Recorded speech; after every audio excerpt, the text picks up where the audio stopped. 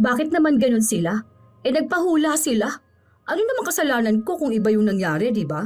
Tsaka may sakit naman pala sa balat yung babae. Bakit siya bumili ng herbal sa akin? Yung mga katangahan nila sa akin nila si Sisi. Sila yung naniwala sa mga hula ko eh. Lumipat ka na lang ng pwesto.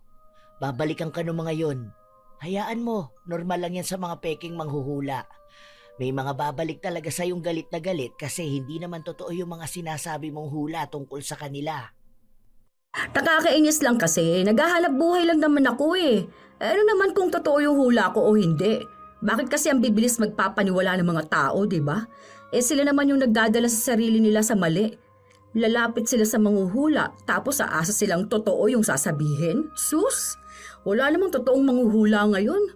Kaya nga hula, ibig sabihin hindi sure. Ay! Bahala sila sa buhay nila. Hindi ko nakasalanan kung naniwala sila sa mga sinabi ko. Basta ako, marami na akong pera. Hindi lang naman sila ang tao, no? Lilipat na lang ako ng pwesto. Tuloy pa rin ako sa peke kung panghuhula sa kanila.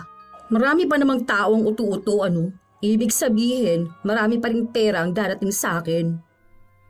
May mga pagkakataon na may mga tao talagang lumalapit sa mga manghuhula. Iniisip nila na mabibigyan ng linaw ang kinabukasan nila. Pero dahil maraming tao ang kayang magbayad para masilip ang kanilang hinaharap, nagiging talamak naman ang mga pekeng manghuhula. Ginagamit nila ang kunwaring kakayahan para magpaasa at manakot ng mga tao. Ano kayang kahahantungan ng mga taong sinungaling? May kakayahan pa kaya silang mahulaan ang pagbabago sa buhay nila? O paniniwalaan ang sarili nilang kasinungalingan? Ma, totoo ba yung sinabi mo dun sa babae na makakapangasawa siya ng Chinese? Malamang hindi. Ewan ko sa kanya. Ang sabi niya nagtatrabaho siya sa isang Chinese restaurant, di ba? Ibig sabihin, mga Chinese customer doon. Kaya ayun, naisip kong isama yun. Sumakto naman na sinabi niyang may dalawang Chinese na nagkakagusto sa kanya, di ba? Nakuha mo ba yung teknik ko sa panghuhula? Medyo mahirap ta rin, ma. Kasi naman, parang ang weird naman kasi nung manghuhula ka na hula lang talaga. Kaya nga manghuhula, di ba? Ibig sabihin, pwedeng hindi mangyari. Saka matagal ko na tong ginagawa. Ito na yung nagpalaki sa inyo, nagpakain sa atin. Kaya kung gusto mo magkaroon ng trabaho, aralin mo tong ginagawa ko. Tapos, magkunwari ka lang na marunong kang magbasa ng baraha. Ganito, pabibilhin mo sila ng bagong baraha. Tapos, maglatag ka lang kunwari. Itanong mo muna kung love life ba yung gusto niyang malaman o anuman. Basahin mo lang yung tao.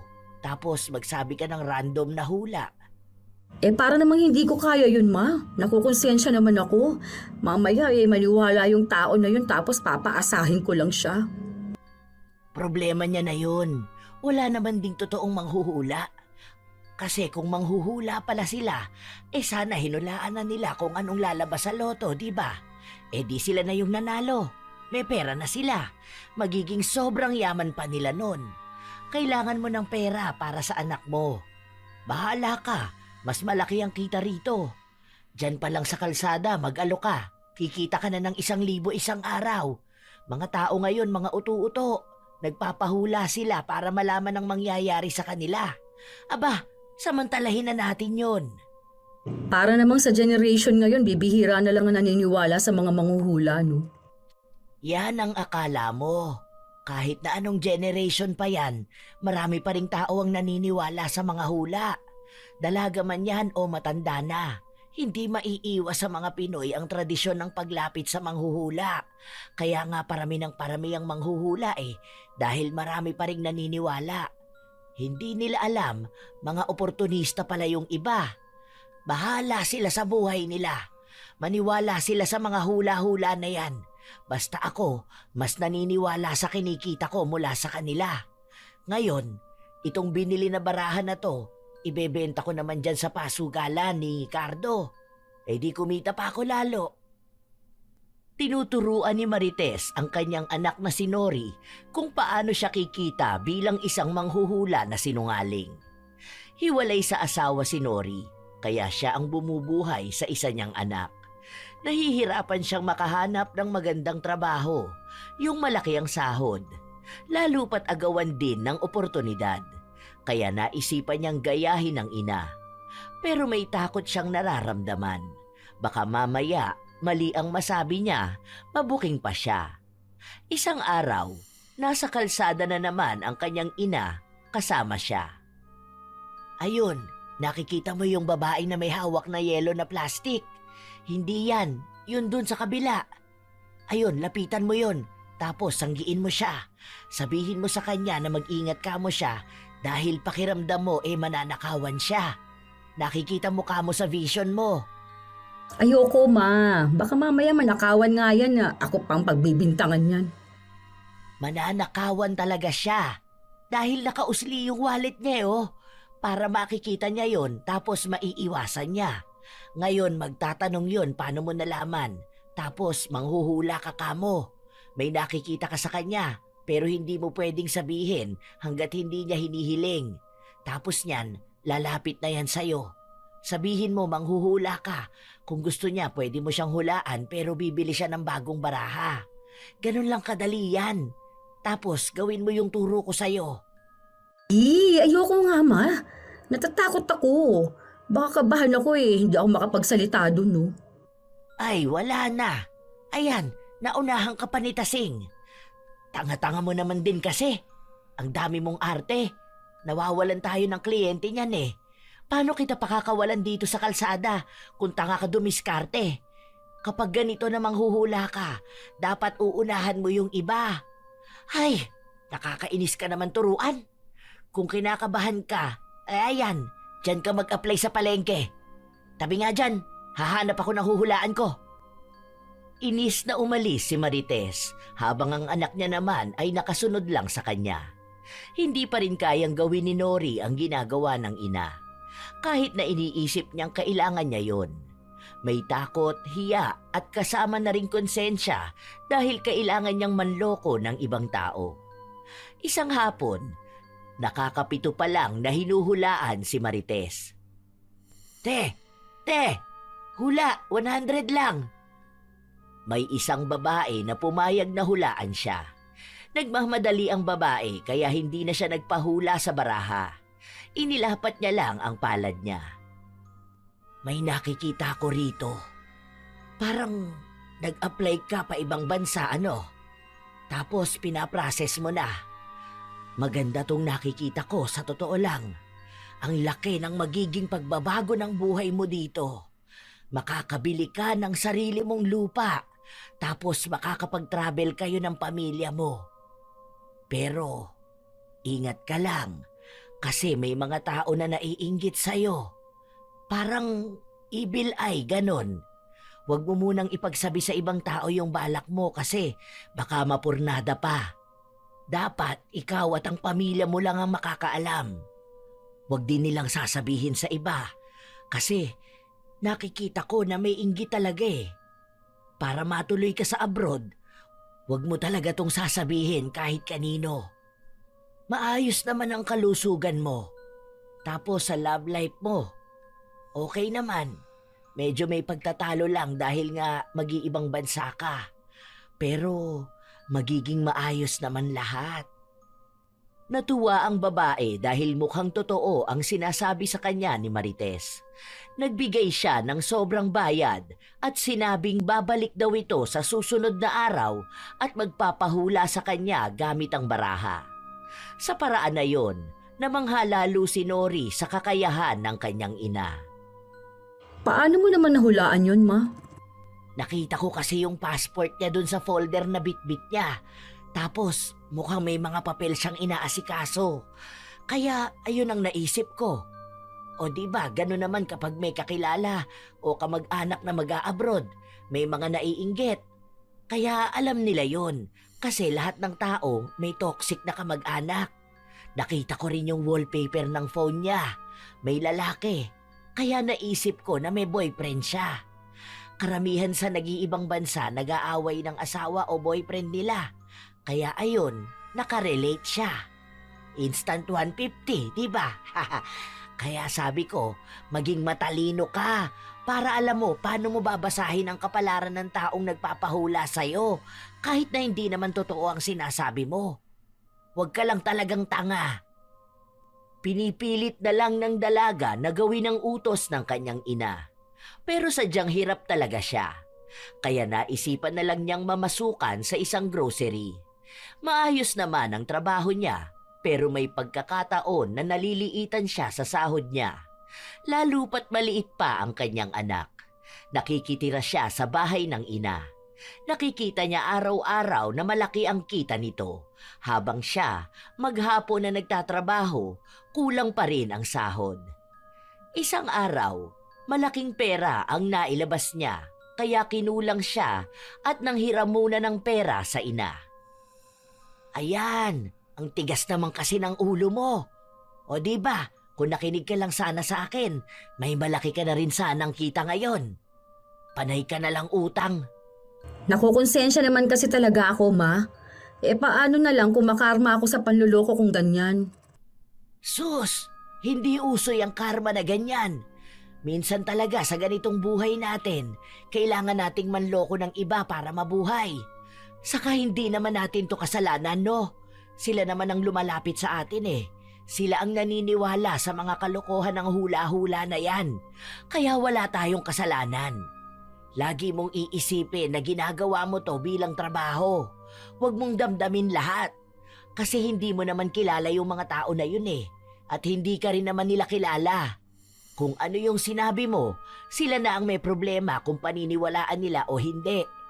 Lalo na sa panahon ngayon, hindi naman talaga nahuhulaan ng kahit na sino ang mangyayari.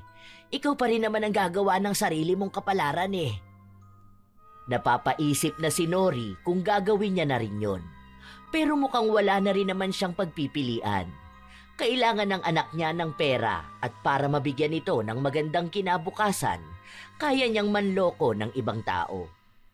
Isang araw, habang nasa kalsada siya, may unang nagpahula sa kanya. Ate, ano bang klaseng hula yan? Yung sa tarot po ba? Hindi. Yung sa ano lang, sa cards. Ano po yung klaseng cards? Yung ginagamit na pansugal? Oo, be.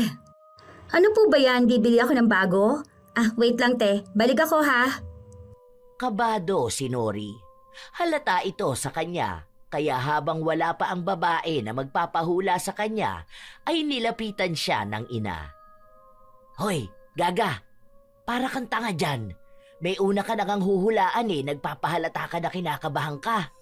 Kapag ganyan ka, walang magpapahula sa'yo. Hindi ka paniniwalaan. Umayos ka dyan, ha? Kung gusto mo ng pera, manghula ka. Hindi yung ganyan na nangangatog yung tuhod mo. Baka maagaw ng ibang manghuhula yung customer mo, ikaw din. Hindi na kumibo si Nori dahil pinapakalma niya ang sarili niya. Ito ang unang beses na manloloko siya ng tao pero pilit niyang kinakaya para sa pera. Nung bumalik na ang babae, may dala itong bagong baraha. Sa gilid lang sila ng kalsada kung saan may maliit na lamesang bitbit si Nori. Bale, ang gusto ko sanang malaman yung sa love life ko. Medyo naguguluhan kasi ako eh. Dalawa kasi yung manliligaw ko. Yung isa gusto ko. Yung isa naman mas mayaman tapos gusto ng family ko. Ang hirap magdesisyon. Binalasa ni Nori ang baraha. Nagsalansan siya ng 3 hati.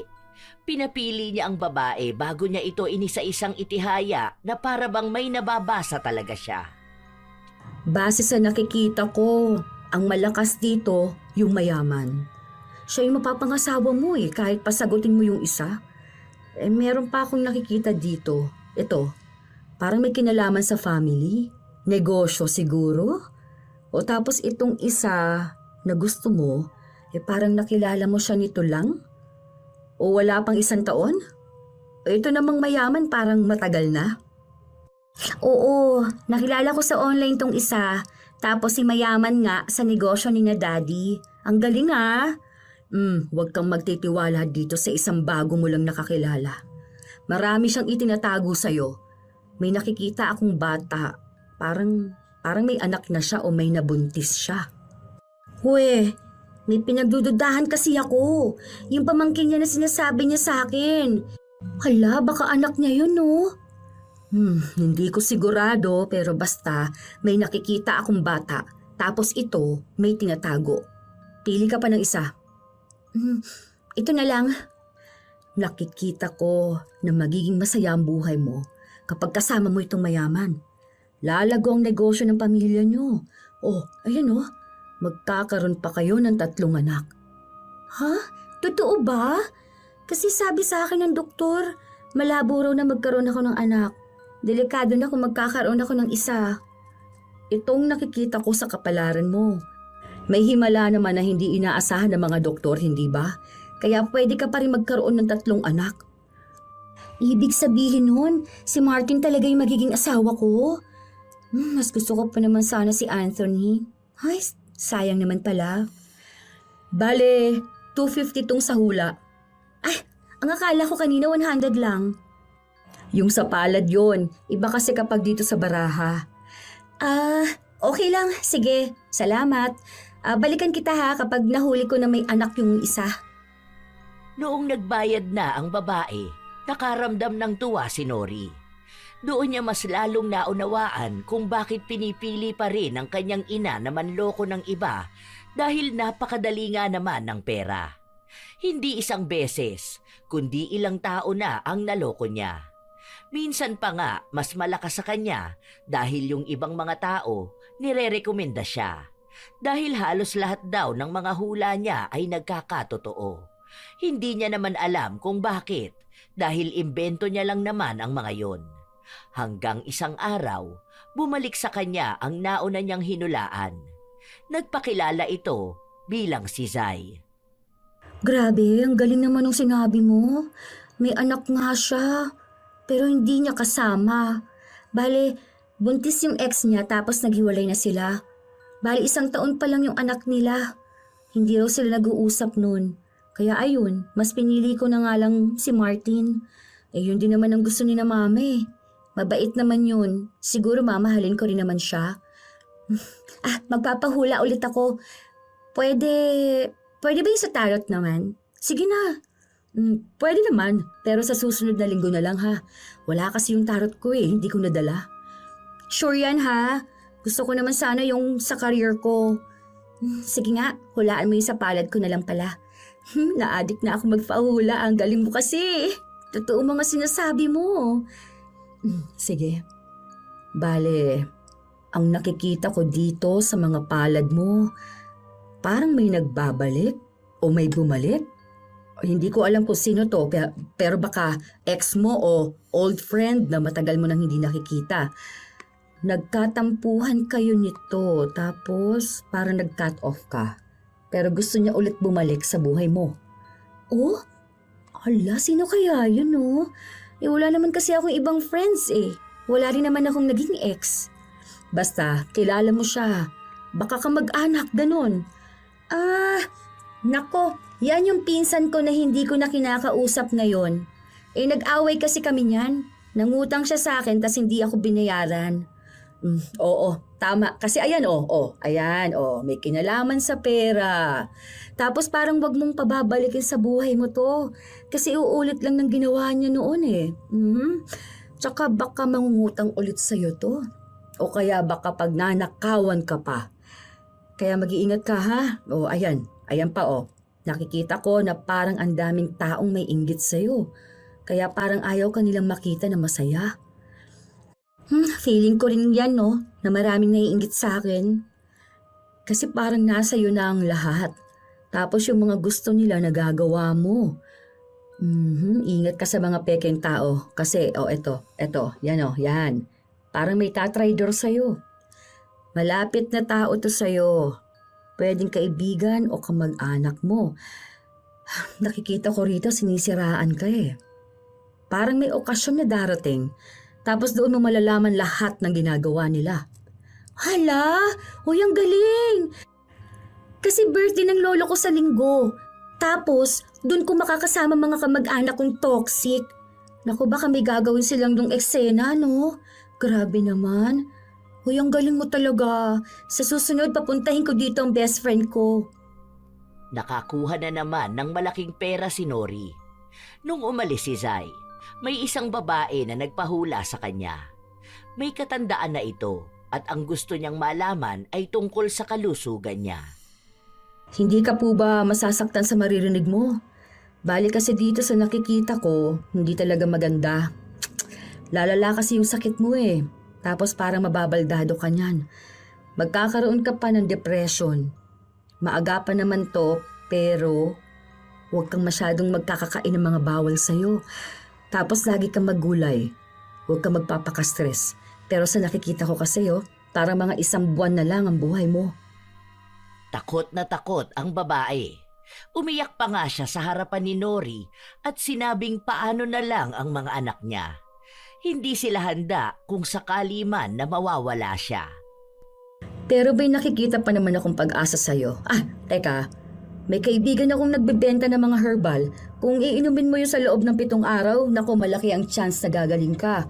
Kasi nakikita ko na may pananalig kang gagaling ka eh. Tapos yung anak mo palagi na lang abala sa trabaho niya. At yun din ang isa sa pinoproblema mo. Kasi baka may sakit na katulad mo. Tama ba ako? Nakiusap ang babae na tulungan siyang gumaling. Hindi pa raw sigurado sa anak niya dahil ayaw ng anak niyang magpatingin sa doktor. Kaya nagbigay ng numero si Nori na tatawagan ng babae kapag may mabibili na siyang herbal na gamot. Kahit na ang totoo nun, siya lang ang gagawa ng herbal na gamot. Bigla niya kasing naisipan na idagdag yon sa pagkakakitaan niya. Noong nasa bahay na siya, naabutan siya ng ina na nagpapakulo ng malunggay at makabuhay. Ano yung ginagawa mo? Magbebenta na rin ako ng herbal. Ha? Bakit? Maghuhula ka lang anak. Ano yung pinagagagawa mo? Hindi ka albularyo oy. Pansin ko kasi na maraming naniniwala sa sinasabi ko, kaya idadaan ko na rin sila sa peking herbal na to. Bahala na sila sa buhay nila. Basta mahal ko to ibebenta para naman magkapera din ako ng mas malaki, no? May mga bibili na sa akin eh. Kaya panigurado akong maibebenta ko rin to agad lahat. Yan ang gusto ko. Yung may sariling diskarte. Nung una kinakabahan ka pa. Ngayon naman ikaw na mismo gumagawa ng mga peke na ganyan ah. Ibang klase talaga ang nagagawa ng pera, no? Tama ka naman din kasi, ma. Lahat talaga ng tao paniniwalaan kung ano yung tingin nilang mangyayari sa kanila. Kaya kahit na peke yung panguhula mo o ibibenta mo sa kanila, kukunin nila. Tsaka mas malaki ang kita sa ganito eh. May mga bumabalik naman sa akin na nagpapahula. Nababalitaan ko nga na ang lakas mong humatak ng tao. Parang karamihan sa'yo nagpapahula. Manang-mana ka talaga sa akin ah. Nung bago ko, ganyan din ako kalakas sa kanila. Baguhan ka pa lang, alam mo na ang karakas sa kalsada.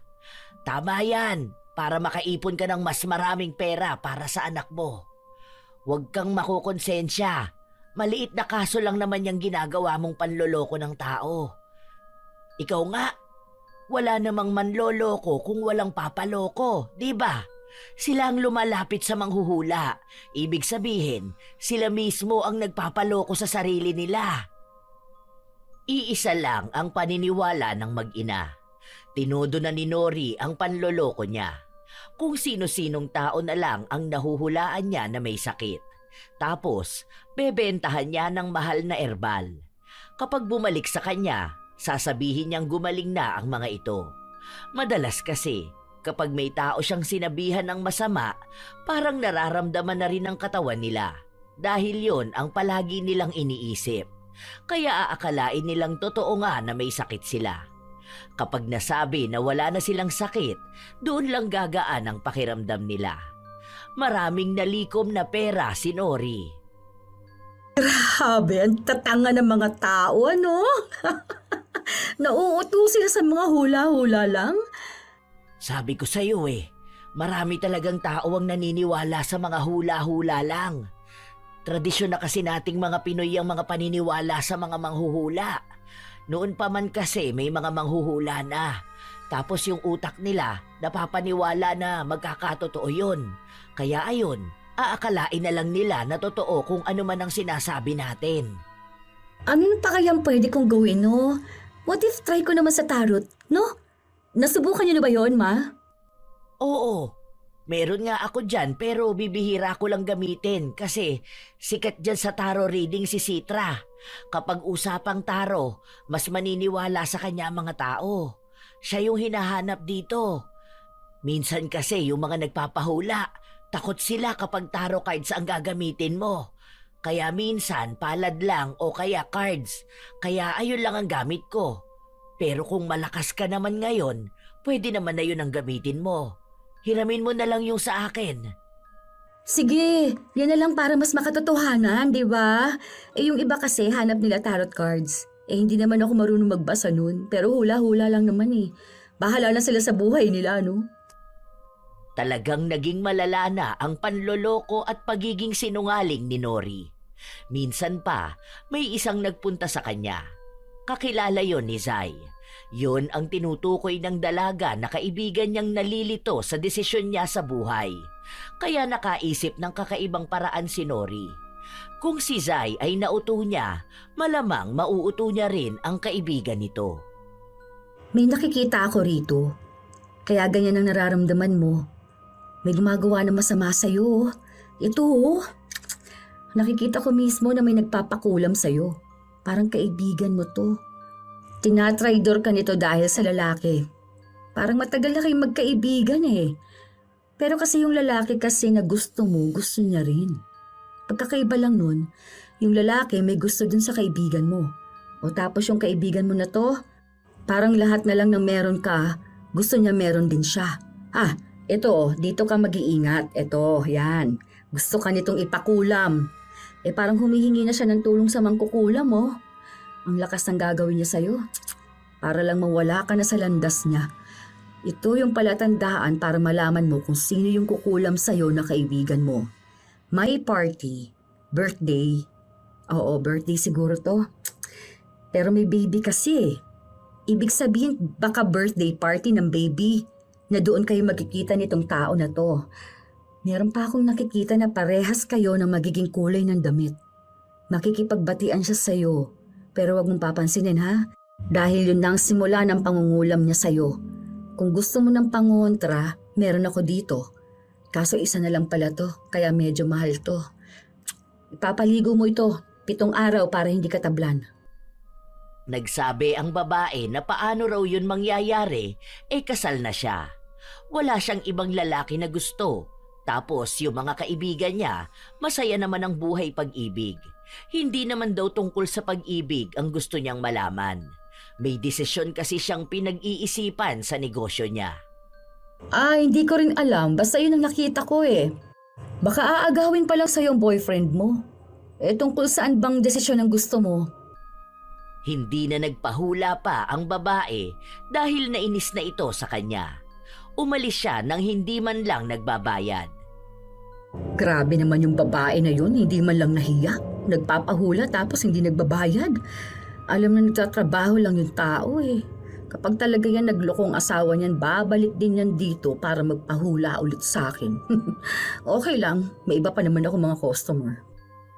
Nagpatuloy ang peking panghuhula at pagbebenta ng kung ano-ano ni Nori. Kapag nanghuhula siya at nagsasabi siya ng masama sa iba, natatakot talaga ang mga tao. Sinasabi sa kanya na bakit daw ang ibang manghuhula ay hindi nagsasabi ng masama tungkol sa hinuhulaan nila. Pero nagagawa niya yon ng palusot. Sinasabi niya na tinatago ng ibang manghuhula ang masasama nilang nakikita dahil maging sila ay natatakot. Pero siya, sasabihin niya raw kung may masama para malaman ng mga ito at maiwasan nila. Lalo pat may mga erbal at ritual din naman daw silang ginagawa para mapigilan ang mga masasamang mangyayari o kaya ang nararamdaman ng mga tao. Doon niya nakukuha ang tiwala ng iba kaya nakakabenta rin siya ng mga erbal kahit na mahal yun. Isang araw, habang nasa bahay siya, nagbibilang siya ng mga pera niya. Wow! Ang dami niya na! Siyempre naman, Ma. Ang benta ng mga imbento kong herbal eh. Mga tao kapag ganyan, ang dali nilang mautuan mo. Iba talaga paniniwala ng Pinoy. Kahit ginagago na sila ng mga tao, Paniniwalaan pa rin nila basta wala lang masamang mangyari sa kanila. Oo, ganyan talaga yung iba. Minsan kahit na anong relihiyon nila, napapaniwala sila sa mga ganyan. Basta talaga may kinalaman sa masasama, yun ang ayaw nilang mangyayari sa kanila. Namangha nga ako sa diskarte mo ni hindi ko yan naisip noon. Pero at least, bago yung taktika mo, mas bago rin sa pandinig at paningin ng iba. Mas paniniwalaan ka. Ingat ka na lang ha, magiging mainit ka na sa mata ng iba. Alam ko, naiinggit na sila sa akin. Yung isang ang nagbebenta ng herbal nagagalit sa akin Bakit daw mas nauubos pa yung akin kaysa sa kanya? Sabi ko, hindi ko naman kasalanan na mas pinaniniwalaan nila ako kaysa sa kanya, no? Kilala ko yan. Sinong yan Yung matandang bakla? Opo, siya nga. Inaway ba naman ako? Akala ko ipagsisigawan niyang peke ako Sasabihin ko talaga sa kanya na peke rin naman siya. Matagal na kasi yun. Tapos siya talagang isa sa mabenta na herbal. Lalo na yung mga pantanggal malas. Tapos yung sa iba't ibang sakit. Nung dumating ka, yung sayo pa ang mas dinumog. Ang dami ring nalulugi na manghuhula.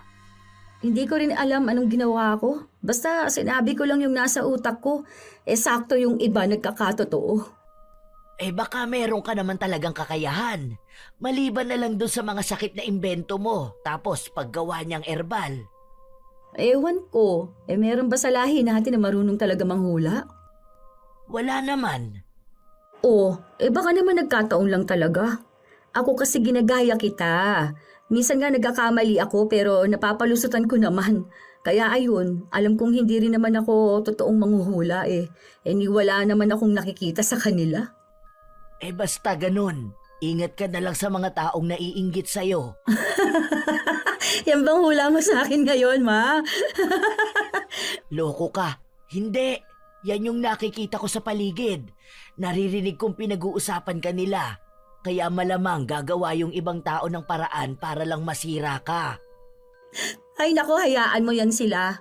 Mga inggitero at inggitera, ang papangit nila ha. Sampal ko sa kanila tong pera ko Kapal nito at ang dami. Sobrang saya ni Nori. Napakabilis ng dating ng pera sa kanya, lalo pat nakukuha niya ang atensyon ng mga tao. Ilang araw pa ang lumipas, ganun pa rin ang trabaho niya. Manloko at magsinungaling sa mga nagpapahula sa kanya. Hanggang sa dumating ang araw na may mga nagrereklamo na sa kanya. May sumugod sa kanyang isang babae at galit na galit sa kanya. Hinulaan niya kasi ang buhay pag-ibig nito, na niloloko siya ng asawa niya at lumabas na hindi naman daw yon totoo. Tapos nag-away pa sila ng matalik niyang kaibigan na pinagbintangan ng manghuhula. Nasira din ang relasyon niya sa pamilya niya. Lahat yon ay bunga ng paniniwala niya sa sinungaling na manghuhula. Madam, kumalma ka naman dyan muna. Ganito ha. Bali kasi hindi pa talaga sila... Uy, wait lang! Huwag mong pagbabasagin yan, sir! Nagwala sa harapan niya ang isa namang lalaki. Sinabi nito na dati siyang kasintahan ng babaeng nagpahula kay Nori.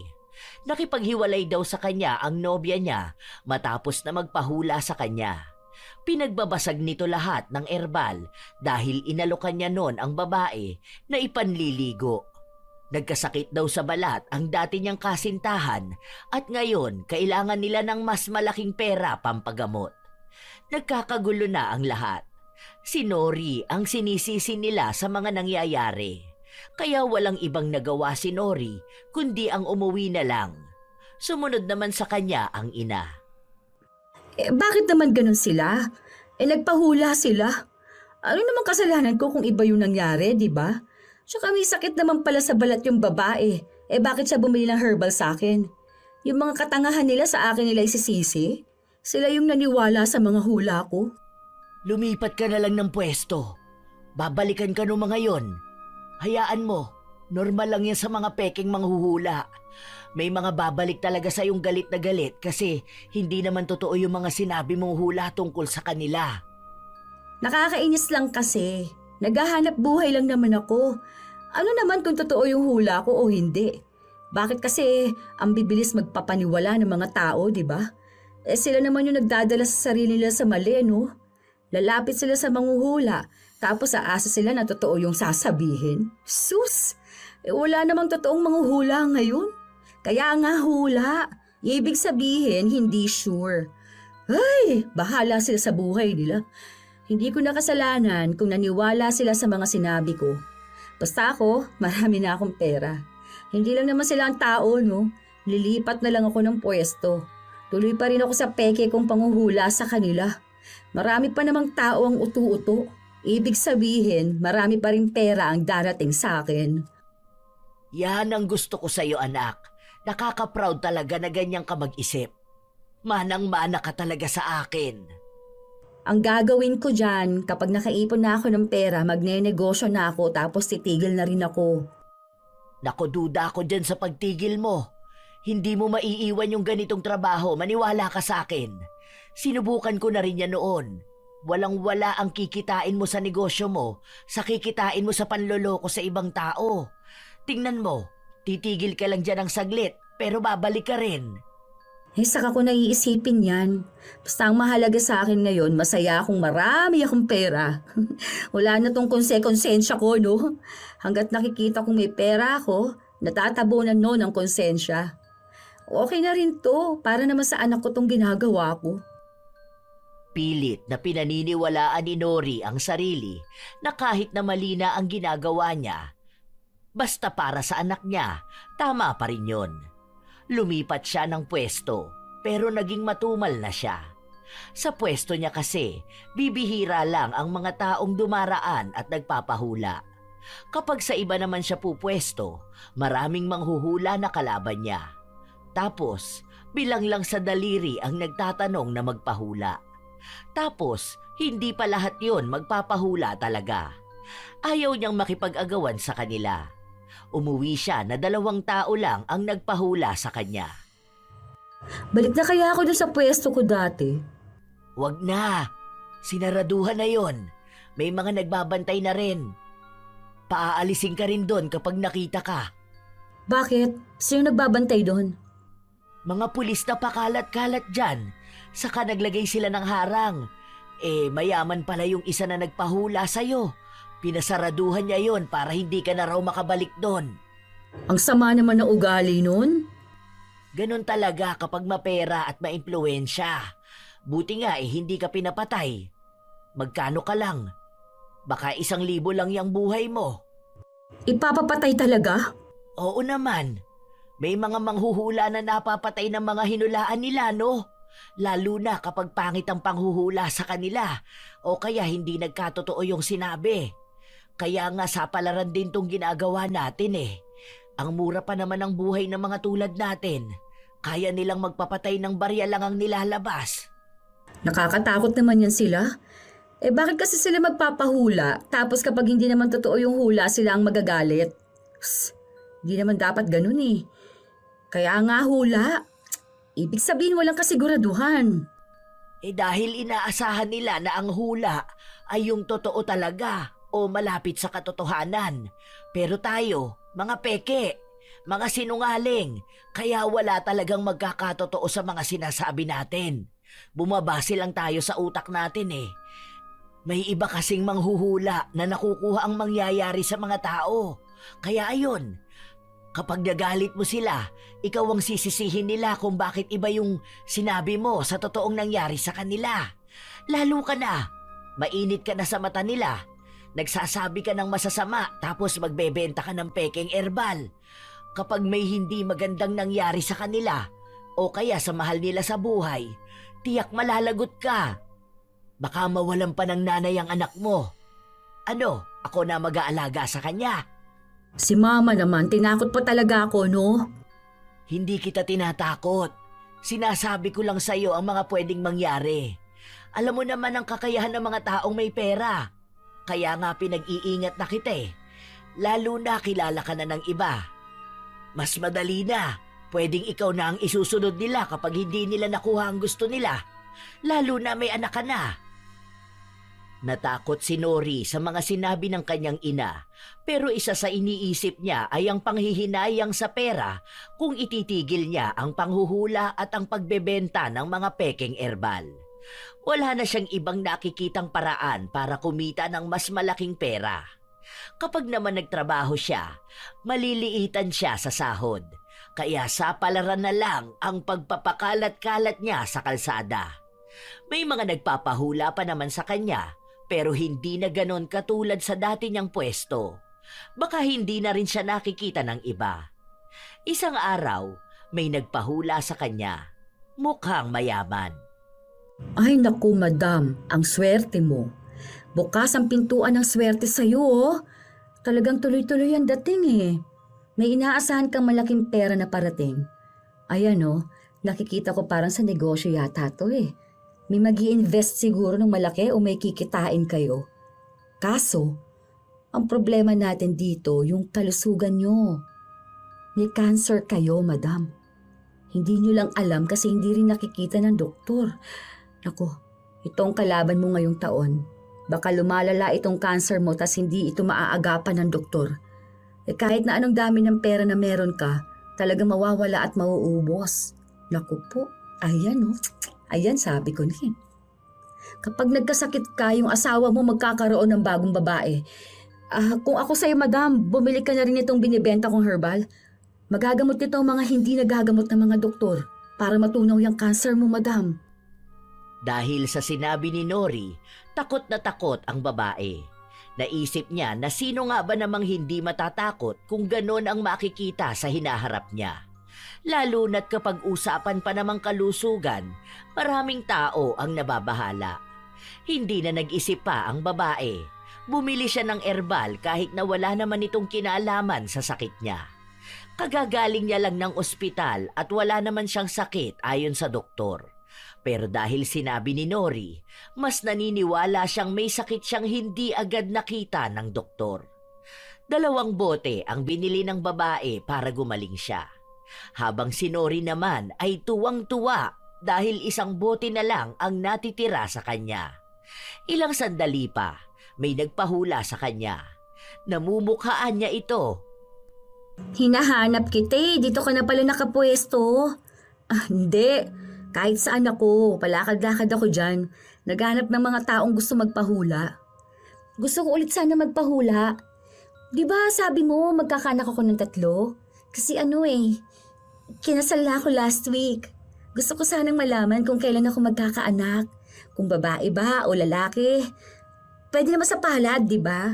Hindi kasi ako nakabili ng cards. Kung meron ka sanang tarot eh. Sige, kahit sa palad mo na lang.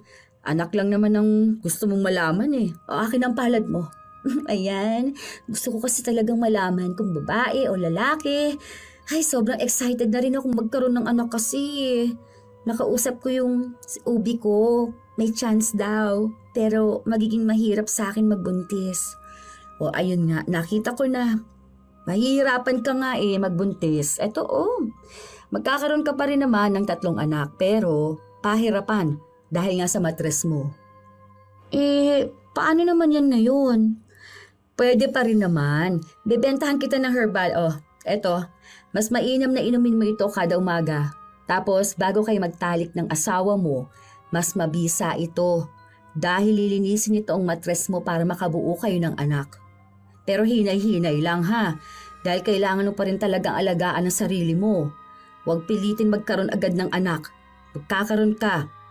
Basta magtiwala ka lang. Tuwang-tuwa si Zai dahil gusto na lang talaga niyang magkaroon ng anak. Nung araw na yon, naubos ang herbal ni Nori. Tuwang-tuwa na naman siya dahil alam niyang magiging malakas ulit ang kitaan niya. Lumipas ang ilan pang mga linggo at buwan, nakakapagtago na siya sa mga nang-aaway sa kanya dahil sa peke niyang herbal. Hanggang sa nahagilap siya ni Zai. Unang bungad sa kanya ay sinampal siya. Ha? Hayop ka? Ang sabi mo maganda yung herbal na yon. Ipinahamak mo pa ako? Hoy, ano ba pinagsasabi mo? Bakit mo naman ako sinampal ha? Dahil manloloko ka, sinungaling ka, hindi ka naman pala totoong manghuhula. Sino nagsabi sa'yo niyan? Nagkatotoo naman yung mga sinasabi ko sa'yo ah. Kumonsulta ako dun sa totoong manghuhula. Hindi ko pa sinasabi sa kanya yung tungkol sa'yo, pero alam na niyang may nilapitan ako para magbuntis.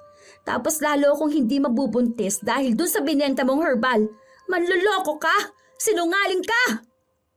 Oy, manghuhula lang din naman palang nagsabi sa'yo niyan eh. Kung umakto ka, kala mo totoong nahuli mo ako nagsinungaling. Una sa lahat, ikaw ang lumapit sa akin para magpahula. Hindi kita pinilit na bumili ng herbal ko. Nalaman ko rin na may issue ka rito, ha?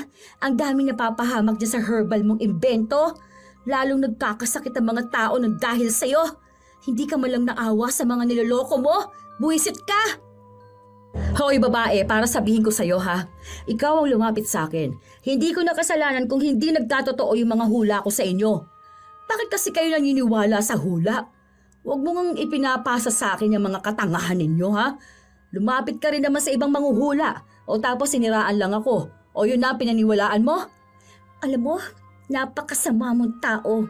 Pinapahamak mong iba dahil sakim ka sa pera. Bumalik sana sa iyong lahat ng mali-mali mong hula sa ibang tao. Sa'yo sana yan tumalab para ikaw ang atakihin ng stress. Isinusumpa ko yan. Umalis ka agad si Zai matapos niya yung sabihin. Wala namang pakialam si Nori dahil sanay naman na siyang may nagagalit sa kanya. Basta ang mahalaga, may nagpapahula pa rin naman sa kanya at may bumibili pa rin ng herbal niya. Ilang araw na ang lumipas, hindi na siya binalikan pa ni Zai. Hindi na sila nagtagpo. Pero para kay Nori, hindi lang naman si Zai ang tao sa mundo, kaya kahit wala ito, may magpapahula pa rin sa kanya. Isang umaga, hirap na hirap bumangon si Nori. Masakit ang lalamunan niya. Naambunan ka ata. Sabi ko sa'yo, magdadala ka ng sombrero mo. Tapos kapag inaabot ka pa ng gabi, mahamog na. Napagod siguro ako. Sobrang daming tao ba naman eh. Grabe naman yun. Marami bang nagpahula sa'yo? Marami din, pero iba pa rin nung may pwesto ako. Umaalis kasi ako kapag nakikita ko yung mga nakakakilala sa akin eh. Baka dun pa ako awayin. Okay lang yan. Normal yan. Kahit naman kami, inaaway din ng mga kaluma-lumaan na nahulaan namin. Yung iba nga, ilang taon na, galit pa rin eh. Hindi na nagsipagbago. Pero lalabas ako mamaya. Papahinga lang ako ng kaunti. Sige pala, aalis na ako ha. Yung anak mo, paalaga mo na lang kay Julia. Bayaran mo na lang. Kailangan kong kumita ng maraming pera ngayon dahil maraming tao. Sasamantalahin ko na to. Ang akala ni Nori ay madadaan niya sa pag-inom ng gamot ang nararamdaman niya. Pero habang tumatagal ay lumalala. Pero kahit na may sakit siya, patuloy pa rin siya sa panghuhula. Hanggang sa isang araw, may nagpahula sa kanya. Pasensya na po. Ay, medyo masama ang pakiramdam ko eh kasi naulan na ako kahapon. Ayun nga, madam. Ingatan ang kalusugan ha. May chance kasi na sumuka ka ng dugo. Kaya kung ako sa'yo, ngayon palang inaagapan mo na yan dapat. May binibenta naman akong herbal dito. Hindi bumili ang babae. Sa halip ay nagalit pa ito sa kanya. Sinabi sa kanya na bakit puro masasama ang sinasabi niya. Na dapat nga ay magsasabi siya ng mas magagandang parating sa buhay ng babae. Umalis ito nang hindi man lang nagbabayad sa kanya at sinabihan pa siyang sinungaling. Kung hindi ba naman masama ang ugat? Kati na malalamunan ko. Ninikip ang dibdib ko. Ano ba to? Akala ni Nori ay simpleng ubo lang o kati ng lalamunan pero sumuka siya ng dugo. Sa gilid pa ng isang tindahan kaya natakot ang mga tao. Akala ay may nakakahawa siyang sakit. Nanghihina na siya kaya umuwi siya ng bahay nila. Nung kinagabihan, kung saan nakauwi na rin ang kanyang ina, inaapoy na siya ng lagnat. Umiinom ka na ba ng gamot mo? Bakit naman naging sakitin ka ng ganyan? Nung bata ka, hindi ka mabilis kapitan ng sakit ah. Kung kailan naman tumanda ka, saka ka naging sakitin. Hindi ko alam. Basta ang sama ng pakiramdam ko. Sobrang bigat talaga eh. Tapos dito sa dibdib ko parang may nakadagan. Sumuka na nga ako ng dugo eh. Tapos kada uubo ako may dugo na kasama yung plema ko. Eh baka naman may TB ka na niyan. Yan ang nga ba ang sinasabi ko sa'yo? Hindi naman siguro. Kanina naman ako mahahawa ng TB niyan. Bukas pumunta ka ng center. Magpa-check up ka. Hindi na maganda yung nangyayari sa'yo. Sabi ko naman huwag ka magpapatuyo ng pawis mo eh. O kaya maliligo ng may pawis pa ang likod. Paano? Nung nakaraan umuwi kang pawis na pawis. Tapos itinapat mo sa electric pan yung likod mo. Doon mo pinatuyo ang pawis mo. Ni hindi mo pinunasan. Kung nakikinig ka sana sa akin eh. Alam mo namang uso yung TB. Buti na lang may gamot na dyan. Paano na lang ako sa anak ko, ma? Masama talaga ng pakiramdam ko eh. Grabe na lumig ako. Talagang nanginginig yung laman ko. Uminom naman na ako ng gamot eh.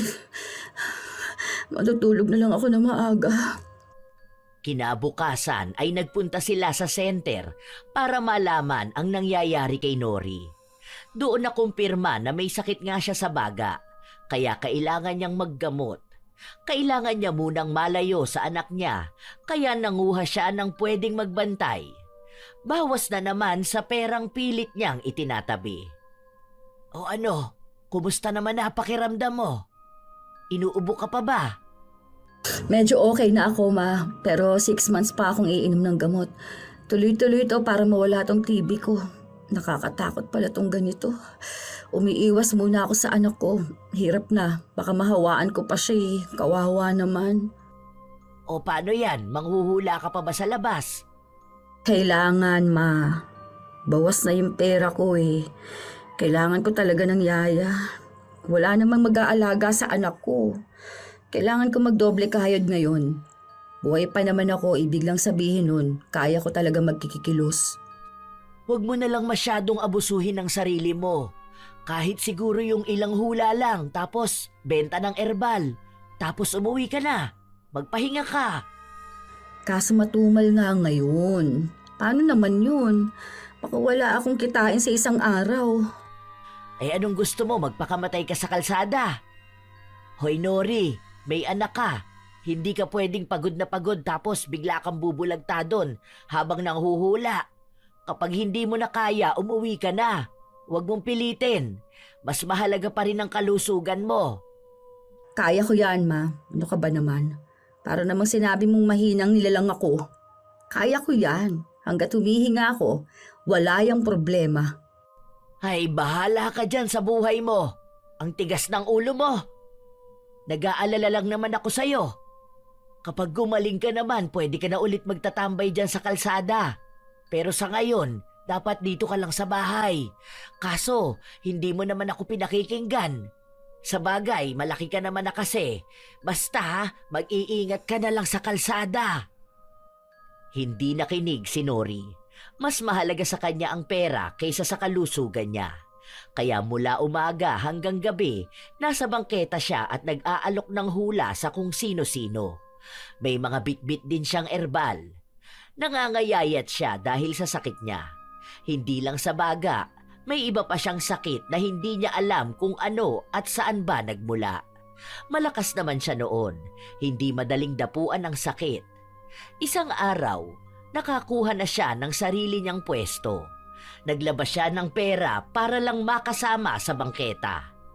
May mga nakapila ng mga manghuhula, kaya malakas ang kompetisyon. Nak, ikaw na muna ang manghula dito kay madam. Cards yan.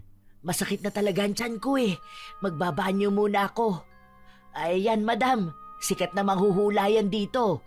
Anak ko yan, kaya makakasiguro ka na mahuhulaan niya lahat ng kailangan mo. Sige po, ma'am. Upo po muna kayo rito. Tungkol saan po bang ipahuhula nyo? Love life po ba? Money? Career? Ano po ba? Sa negosyo nyo? Sinabi ng ginang na tungkol daw sa mga anak niya. 3 kasi ang anak niya at mga bata pa. Gusto niya lang malaman kung ano ang tungkol sa kanila. Base naman sa nakikita ko, mababait naman ang mga anak mo. Yung dalawang babae mo magkasundo sila kahit na palagi sila magkaaway. Magiging sanggang dikit tong dalawa na to oh. Tapos itong bunso mong lalaki, parang medyo ano siya? Parang sakitin, ganon. Tama ba, ma'am? Parang mahina ang katawan niya? Sinabi ng babae na hindi naman daw. Lahat daw ng anak niya ay malulusog. Hindi rin naman bunso ang lalaki. Pangalawa raw ito. Baka mali lang ang nakikita niya. Pinaglalaban niyang may sarili siyang doktor at hindi niya pinapabayaan ang kalusugan ng mga anak. Akala ko bunso. Pero ayun nga, ma'am. Darating yung araw na magiging sakitin to. Ayan ang nakikita ko. Madalas sa ospital tapos mangangayayat siya. Puro labas kayo ng pera dahil sa kanya. Tapos parang ma-ooperahan ata siya sa tiyan. Parang sa bituka. Ganon. Malaking gastusan to, madam. Pero gagaling naman daw siya. Ayan kita ko dito. Kaso mababao naman kayo sa utang. Parang ilang taon pa bago ninyo mababayaran yun. Pero lalaki silang mababait 3. Tapos magiging maganda yung trabaho nila. Kasi makakapagtapos sila ng pag-aaral kahit na mahirap kayo. Natakot ang babae. Naiyak pa nga ito sa harapan ni Nori. Tungkol ito sa anak niya. Sino ba namang ina ang hindi mangangamba kung tungkol sa ganon ang mararanasan ng kanilang anak?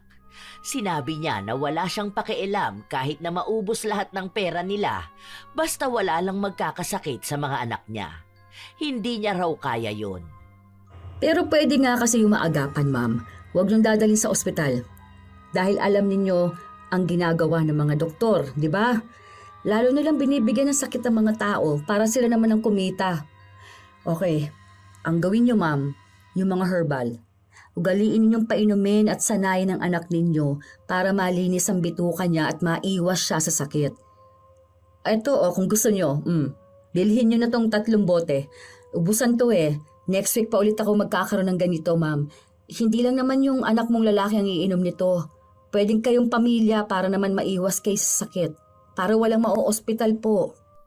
Hindi na nagdalawang isip ang babae. Binili niya ang 3 bote at sinabi na iinom sila noon ng pamilya niya para maiba raw ang hula sa kanya. Dahil ayaw niyang magkasakit ang sino man sa pamilya nila. Huling bote na yon pero gagawa pa ulit si Nori. Tuwang-tuwa siya dahil malaking pera na naman ang nakuha niya. Nakaisip siya ng bagong taktika. Anak ng mga nagpapahula ang titirahin niya sa hula para mapilitan silang kontrahin ang masamang hula at bumili ng binebenta niyang peke lang din naman. Ilang araw pa ang lumipas, naging mabenta nga ang mga herbal niya. Isang gabi, umuwi siya na iyak ng iyak ang kanyang anak. Bakit, ma? Nasa labas pa lang ako, lakas na ng iyak niya na. Hindi ko nga alam. Kanina pa to Pinapadede ko naman ayaw niya. Binigyan ko ng pagkain, ayaw din naman. Ewan ko ba, ginala-gala ko nga dahil akala ko naiinip na siya dito sa bahay.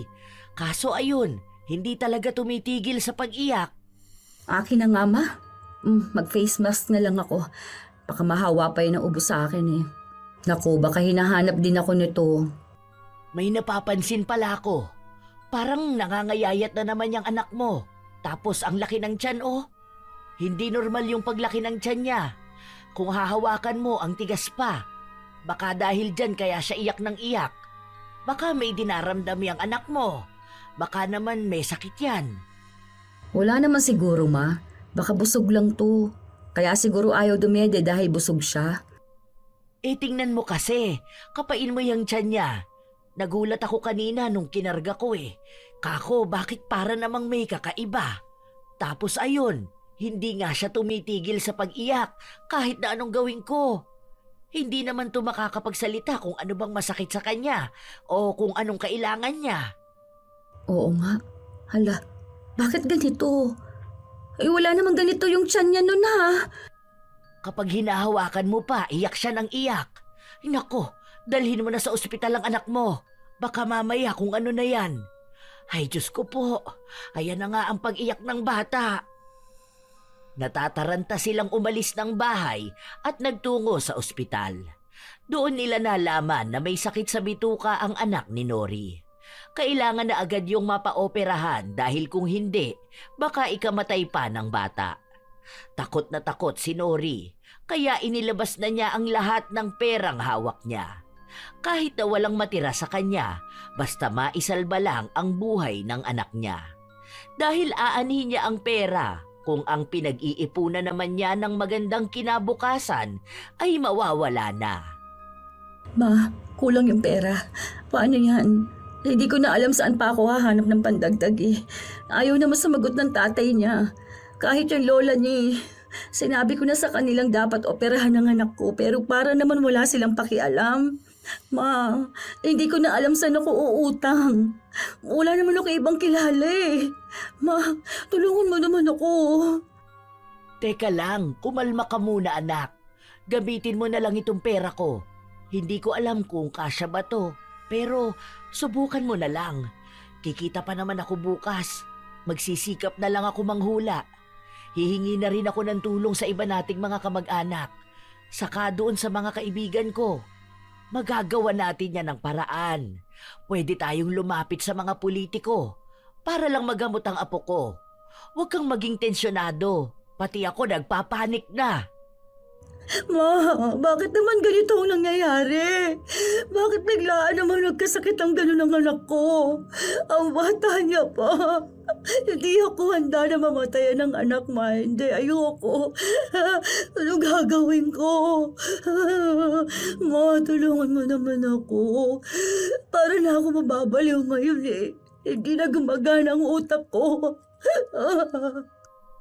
Magpakatatag ka lang, nak. Kung ipapa-opera naman na natin siya, gagaling naman yung anak mo. Tiwala ka lang. Magdasal ka rin palagi. Huwag kang mawawala ng pag-asa. Sa buhay talaga natin darating yung mga ganitong problema. Pero pinapatatag tayo nito. Noong una ako. Tapos ngayon yung anak ko naman. Nawala na lahat yung perang nakuha ko sa panloloko. Ano ba to? Binabalikan na ba ako ng karma ko? Bakit naman sa akin pa ito nangyari at sa anak ko? May iba pa naman sa sabang tao, di ba? Hindi lang naman tayo mga sinungaling na manghuhula ang masama dito sa mundo eh. Bakit tayo pa? Bakit hindi yung mga mamamatay tao? Yung mga kurap na politiko? Naghahanap buhay lang din naman tayo eh. Wala tayong choice kundi ang magsinungaling para sa pera, para mabuhay. Bakit naman may kasama pang ganito, ma? Huwag mo nang sisihin ng iba o itanong yan. Ang mahalaga may pera kang nagamit pampaopera ng anak mo. Ilapit na lang natin yan kay Mayor para mabawasan ang halagang babayaran sa ospital. Gagaling din ang anak mo. Sana nga ma, gumaling na. Kung akong tatanungin, mas gusto ko pa na wala akong pera. Basta ligtas at malusog lang ang anak ko. Ganun naman talaga dapat. Dahil aanin ba natin ang malaking pera kung palagi lang natin gagamitin sa pagpapagamot, di ba? Ay, bahala na. Basta gagalingan ko na lang manghula at magbenta ng mga herbal. Kapag napaubos ko na yung natitira sa akin, may pera na ulit ako. Nalapitan ko na halos lahat ng tao. Ay, bahala na akong magalit yung ibang manghuhula. Magkipag-agawan ako sa kanila. Alam naman nilang kailangan ko ng pera para sa anak ko eh. Basta mag-iingat ka lang. Alam mo naman yung mga sinasabi ko sa'yo, di ba? Ma, wala na akong pakialam sa iba. Basta ang gusto ko gumaling na ang anak ko. Makalabas na siya ng ospital. Maging masigla na ulit siya. Kawawa siya eh. Kung pwede sanang ako na lang ang lahat nakakaramdam ng sakit eh. Kahit ako na lang. Kung pwede ko lang kunin yung sakit na nararamdaman niya eh. Pero naniniwala pa rin ako magiging maayos siya. Gagawin ko ang lahat. Kahit na maging manloloko pa ako sa lahat ng taong makikita ko. Ayaw ni Nori mawala ng pag-asa. Pero naiisip niya talaga ang kalagayan ng kanyang anak. Wala na siyang pera kahit na magkano. Nasimot na talaga. Kaya kailangan niyang maghanap ng bagong huhulaan na bibili ng mga peke niyang herbal na gamot. May isang babae na lumapit sa kanya para magpahula. Naku, mother, yung isa mong anak makukulong. Mga 3 days sa una, pero yung babalik siya sa dati niyang gawain, baka habang buhay na siyang makulong. Ayan oh, ang linaw. Nakikita ko mismong aarestuhin siya. Hindi ko alam kung sino sa mga anak mo pero ito, may hikaw siya sa kanan niyang tainga. Kinuwento ng babae na mabait naman ang anak niya. Paano raw yun makukulong? Walang bisyo at palagi lang nasa simbahan. Wala rin naman daw itong mga kaibigan na masasamang impluensya sa kanya. Pero kahit na yon ang sabihin ng babae, halata pa rin naman sa mukha niyang nag-aalala siya sa maaaring mangyari sa kanyang anak. Na baka nga totoo na makukulong ito. Iisa lang ang naiisip niyang may hikaw sa tenga. 3 ang anak niyang lalaki. Iisa lang ang naghihikaw. Mukhang hindi niyo nalalaman na may mga kalokohan ng anak mo ha. Parang mahuhulihan siya ng drugs o kaya may mangyayari para makulong siya. Bantayan mo siyang mabuti para magbago siya. O ito, may bibenta ako sa yung herbal. Iahalo mo ito sa ipaliligo niya. Tapos sunod-sunod na 7 araw niyang ipapangligo ito ha. Binentahan ni Nori ng herbal ang babae. Kasunod nun, maya-maya lang din ay nagkakagulo na ang mga tao. May mga pulis na humuhuli sa mga nasa bangketa. Hindi agad nakatakbo si Nori dahil sinasalba niya ang mga herbal na ibinebenta niya. Yun na lang kasi ang pag-asa niya para magkaroon ng pera. Naabutan siya ng pulis. Kinolekta ang mga hawak niyang herbal. Ilang beses pa siyang nagpumiglas pero wala siyang nagawa. Parang awa niyo na. Huwag niyo naman kaming ganituhin oh. Naghahanap buhay lang naman kami. Yung anak ko nasa ospital. Kailangan namin ng pera. Kailangan kong kumita ng pera. Parang awa niyo naman oh. Wala naman akong nasasaktang ibang tao. Mga tao lang din naman kami. Sinabi ng pulis na ilang beses na silang pinagsasabihan na bawal silang magbenta sa parte na yon dahil daanan yon ng mga tao. Sila ang nagiging dahilan kaya nagkakaroon ng malalang traffic sa lugar nila. Marami silang nahuli. Pinagsisira ang mga gamit nila. May iba pang pulis na pinagtatawanan sila. Mga manghuhula raw sila, pero bakit hindi nila nahulaan na mahuhuli sila? Walang-wala na si Nori. Mabuti na lang, hindi nahuli ang kanyang ina. Kaya kahit na 3 araw siyang nasa kulungan, may nag-aasikaso sa anak niyang may sakit. Naoperahan na ang anak niya, pero kailangan pang magtagal sa ospital dahil sensitibo. Nangangayayat na ng sobra ang bata. Awang-awa si Nori, pero wala naman siyang ibang magawa. Wala na siyang pera. Hindi niya rin alam kung paano siya makakabalik sa panghuhula. Okay na yung sa gamot ng anak mo. May mga bawal lang talagang kainin. Pero sa ngayon, wala namang ibang problema. Ay, sa awa ng Diyos, ligtas naman ang bata. Naaawa ko sa anak ko, ma. Hindi ko siya matingnan ng maayos. Kapag nakikita ko siya, naluluha talaga ako. Ang bata niya pa para pagdaanan yung ganyan. Hindi ko na alam talaga, ma. Kawawa nga siya eh. Panayan iyak. Siguro hinahanap ka rin. Buti nga napapatulog ko pa eh. Siguro ikaw na lang din muna ang magbantay sa anak mo para lagi ka rin niyang nakikita. Kasi sa totoo lang, ikaw lang talaga ang hahanapin ng anak mo. Nai-stress din ako, ma. Paano naman natin mailalabas yung anak ko niyan? Wala man lang tayo kahit na magkano. Hindi ko alam kung saan ako pupwesto para manghula. Ay, paano? Sabi pa sa akin ng polis, kapag daw nahuli pa nila ako, hindi na nila ako palalabasin ng kulungan. Naisip ko na kawawa naman yung anak ko kapag nagkataon, hindi ba? Hindi kita agad nasabihan eh. Nagkakagulo na kasi nun. Tapos ang layo mo pa.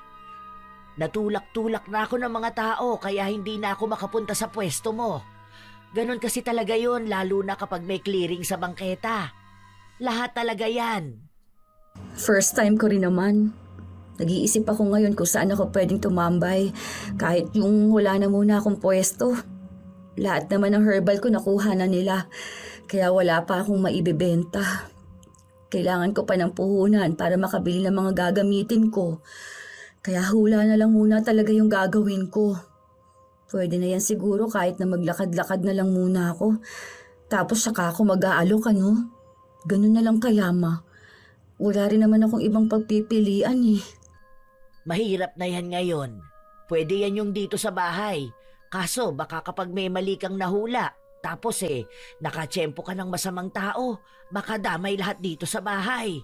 Katulad nga nung sinabi ko sa'yo, baka mas madali ka nilang mahahanap kasi alam na nila yung bahay mo. Alam mo naman ang gawain ng mga tao kapag di nagkakatotoo mga pinapahula nila, di ba? Baka nga binabalikan na ako ng karma. Lahat na ata nung masasama kong hula sa ibang tao sa akin na nagkatotoo eh. Ang hirap pala ng ganito. Nadamay pa talaga ang anak ko. Nagkatotoo na ata yung isinumpa sa akin ng dati kong hinulaan.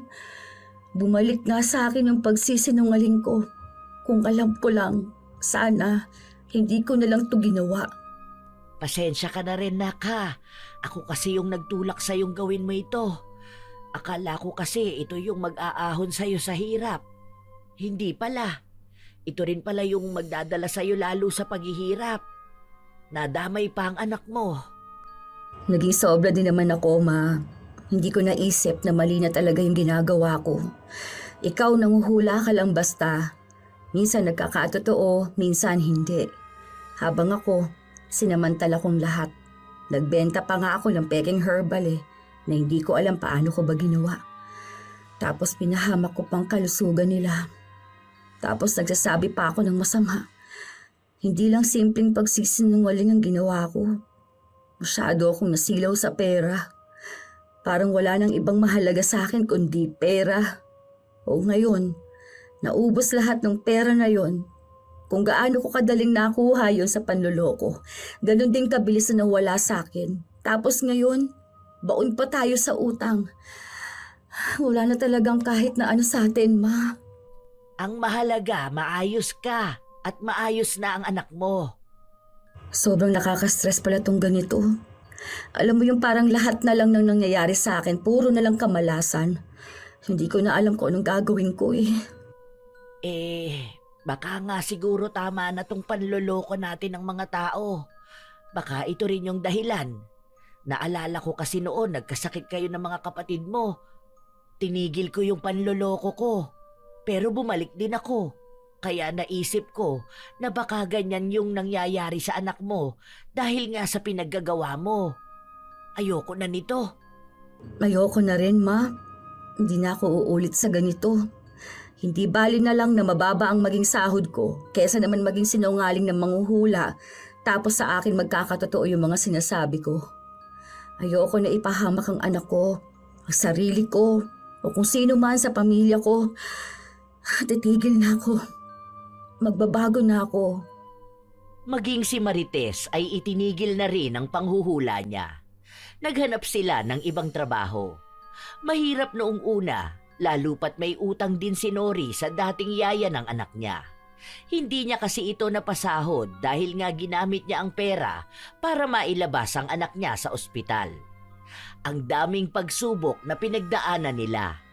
Sunod-sunod na dagok sa buhay. Pero tinanggap na lang nila yon bilang parusa sa panlalamang nila. Ilang beses nagsisisi si Nori sa mga ginawa niya. Walang araw din na hindi siya humihingi ng tawad sa Diyos.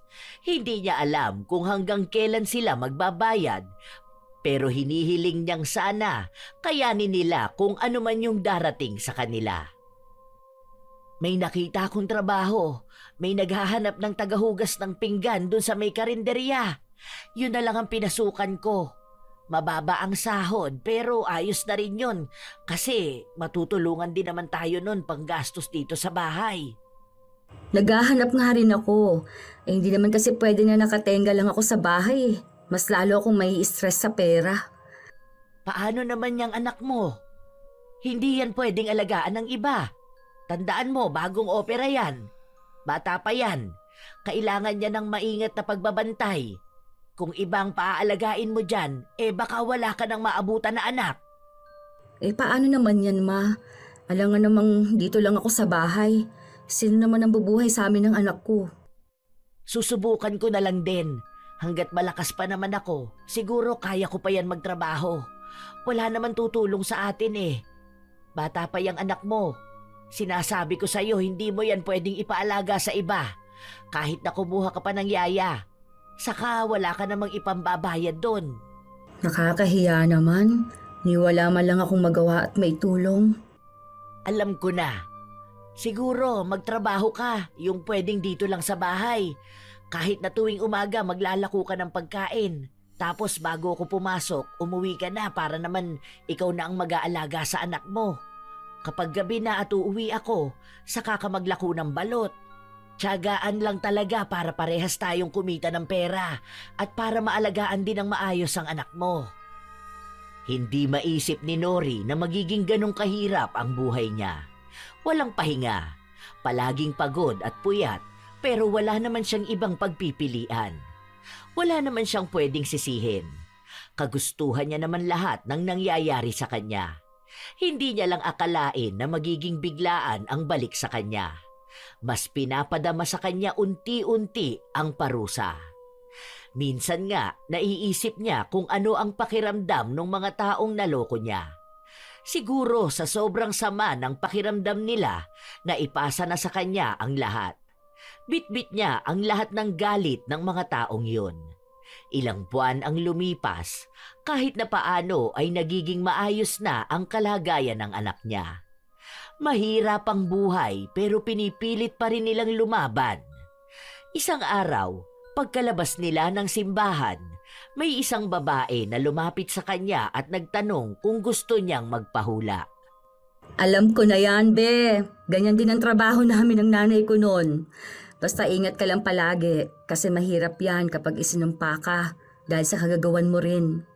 Yun lang ang masasabi ko. Kailangan natin lahat ng pera pero huwag kang papakampante sa ganyan. Lahat ng mali na nagagawa natin sa kapwa natin, mas higit na masakit kapag tayo na ang binalikan. Ngumiti lang si Marites dahil kilala niya ang babae na yon. Anak din ng sinungaling na manghuhula na nakasama na niya noon pa man. Sa paglipas ng panahon, kahit paano ay gumaan na ang buhay nila. Hindi na sila bumalik sa pagiging manghuhula. Mas binigyan nila ng tuon ang buhay nila. Nabayaran ang mga utang at nagsimula ng maliit na tindahan. Sa ngayon, maingat pa rin ang pag-aalaga ni Nori sa kanyang anak.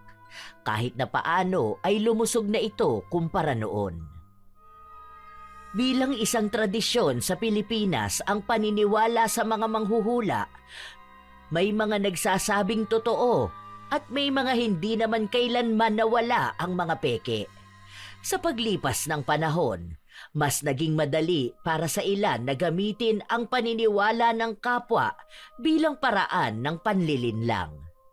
Ang hula ay nagiging sandigan ng mga nalilito, nasasaktan at naghahanap ng sagot. Ngunit hindi lahat ng nagbibigay ng sagot ay may tunay na malasakit. Hindi masama ang maniwala, subalit nagiging mapanganib kapag ang paniniwala ay nauuwi sa bulag na pag-asa. Kapag ang bawat desisyon ay inaasa sa baraha, bituin o bulong ng iba. Unti-unting nawawala ang kakayahan ng tao na mag-isip at manindigan para sa sarili. Ang sinungaling na manghuhula ay hindi kailanman nagbibigay ng malinaw na direksyon. Sa halip, nagiiwan siya ng takot, pagdududa at pag-asa na may kapalit na bayad. Ang kapalaran ay hindi nakasulat sa palad at lalong hindi nababago ng ritual o alay. Ang kinabukasan ay hinuhubog ng kilos, sipag at pagpapasya araw-araw. Walang hula ang makakapantay sa sariling pagsusumikap at paninindigan. Tandaan na huwag gawing gabay sa buhay ang hula ng iba. Makinig sa payo, ngunit huwag ipasa ang sariling kapalaran sa kamay ng sinuman. Ang direksyon ng buhay ay hindi ibinubulong sa dilim. Ito'y pinipili at pinaninindigan ng taong may lakas ng loob na maniwala sa sariling kakayahan. Kayo ba mga apo? Nasubukan nyo na bang magpahula? Nakakilala na ba kayo ng mga pekeng manghuhula? Maaari kayong magbahagi ng inyong sariling karanasan at naway nakapaghatid ng magandang aral ang ating bagong kwento. Shout out sa ilan sa mga masusugid na tagapakinig ng mga istorya ni Lola Telang. Joe Liza Lavadia, Angelina Ay, George Gomez, Rose Ann Romasanta, Jessica Sobremonte, Jocelyn Kai, Tutsi Roll, Cherry Mukbang ASMR, Josa Daineris. Shout out din sa mga nail technician at mga receptionist ng Posh Nails Tagaytay Branch, Botchok 72, Van Havire, Mardy Suzuki, Emmy Jane Malandog, Joy ng Bahrain, Aramay Amor.